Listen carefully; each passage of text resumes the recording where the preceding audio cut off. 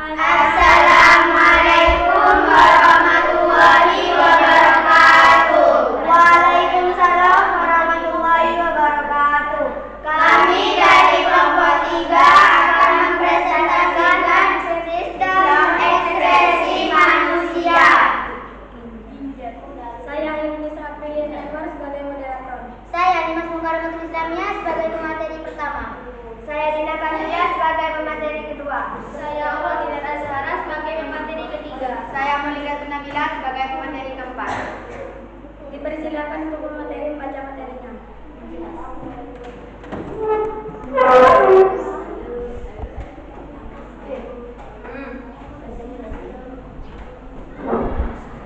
Satu, ginjal. Apakah kamu mengetahui fungsi ginjal? Ginjal berfungsi untuk menyaring darah yang mengandung zat sisa metabolisme dari sel di seluruh tubuh. Ginjal terletak di kanan dan kiri tulang pinggang, yaitu di dalam rongga perut pada dinding tubuh bagian belakang dorsal. Ginjal sebelah kiri letaknya lebih tinggi daripada ginjal sebelah kanan. Ginjal memiliki bentuk seperti biji kacang merah. Ginjal berwarna merah karena banyak darah yang masuk ke dalam ginjal. Darah akan masuk ke dalam ginjal melalui pembuluh arteri besar dan akan keluar dari ginjal melalui pembuluh vena besar. Apabila sebuah ginjal dipotong melintang, maka akan tampak 3 lapisan. Seperti pada bagian luar disebut korteks renalis atau kulit ginjal. Di bawahnya terdapat medula renalis dan di 83 ilmu pengetahuan alam bagian dalam terdapat rongga yang disebut rongga ginjal atau pelvis renalis. Ginjal tersusun atas lebih kurang 1 juta alat penyaring yang disebut dengan nefron.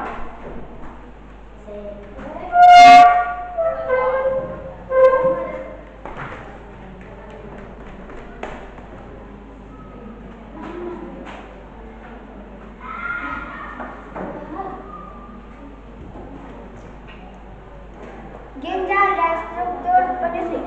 Nefron merupakan satuan struktural dan fungsional ginjal karena nefron merupakan unit penyusun utama ginjal dan unit yang berperan penting dalam proses penyaringan darah.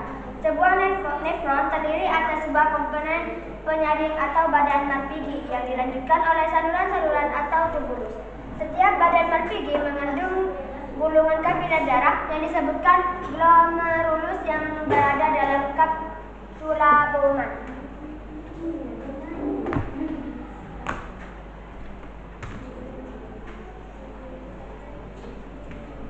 Struktur badan Malpighi. Medula renalis bagian tengah ginjal tersusun atas saluran-saluran yang merupakan kelanjutan dari badan Malpighi dan saluran yang ada di bagian korteks renalis.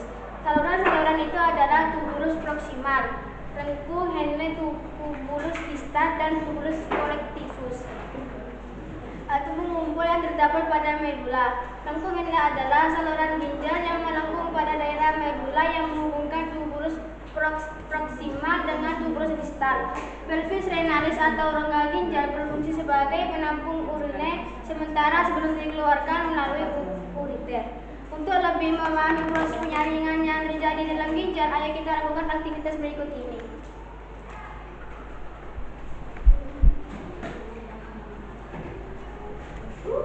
Tahap filtrasi. Pembentukan urin dimulai dari darah mengalir melalui arteri aferen.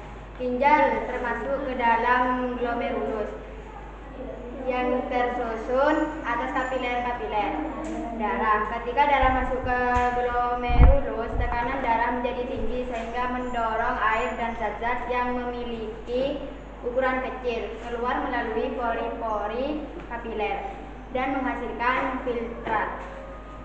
Cairan hasil penyaringan tersebut filtrat tersusun atas originin, urea, glukosa, air, asam amino, dan ion-ion seperti natrium, kalium, kalsium, dan klor. Filtrat selanjutnya disimpan sementara di dalam kapsula Bowman. Darah dan protein tetap tinggal di dalam kapiler darah karena tidak dapat menembus pori-pori glomerulus. Filtrat yang tertampang di kapsula Bowman disebut urin primer. Tahapan pembentukan urin primer ini disebut tahap filtrasi.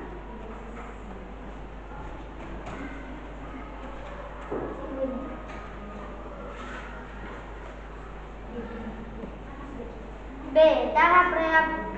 Tahap reabsorpsi. Urine primer yang terbentuk pada tahap filtrasi masuk ke tubulus proksimal. Di dalam tubulus proksimal terjadi proses penyerapan kembali zat-zat yang masih diperlukan oleh tubuh 87 ilmu pengetahuan alam yang disebut dengan tahap reabsorpsi. Glukosa, asam amino, ion kalium, dan zat-zat yang masih diperlukan oleh tubuh juga diangkut ke dalam sel dan kemudian ke dalam kapiler darah di dalam ginjal. Sedangkan urea hanya sedikit yang diserap kembali. Cairan yang dihasilkan dari proses reabsorpsi disebut urine sekunder. Urine sekunder mengandung air, garam, urea, dan urobilin. Urobilin inilah yang memberikan warna kuning pada urine.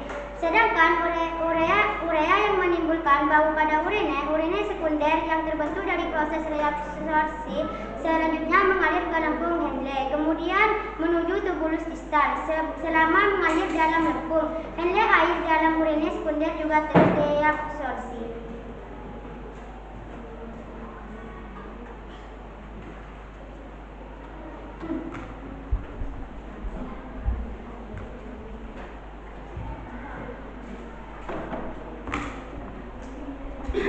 C.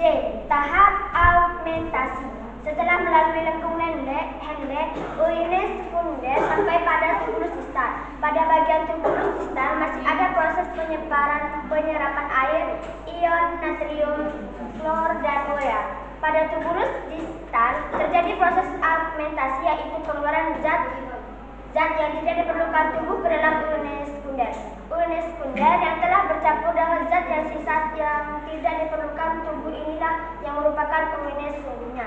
Urine tersebut kemudian disalurkan ke pelvis renalis atau rongga ginjal. Urine yang terbentuk selanjutnya keluar dari ginjal melalui ureter, kemudian menuju kandung kemih yang merupakan tempat penyimpan urine sementara. Kandung kemih memiliki dinding yang elastis. Kandung kemih mampu meredam untuk dapat menampung sekitar 0,5 L urine. Proses pengeluaran urine dari dalam kandung kemih disebabkan oleh adanya tekanan di dalam kandung kemih.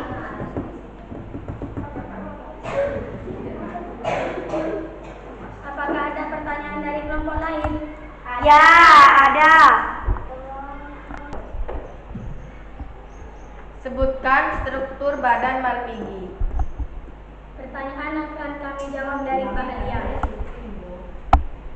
Medula renalis bagian tengah ginjal tersusun atas saluran yang merupakan kelanjutan dari badan Malpighi dan saluran yang ada di bagian kontrek renalis.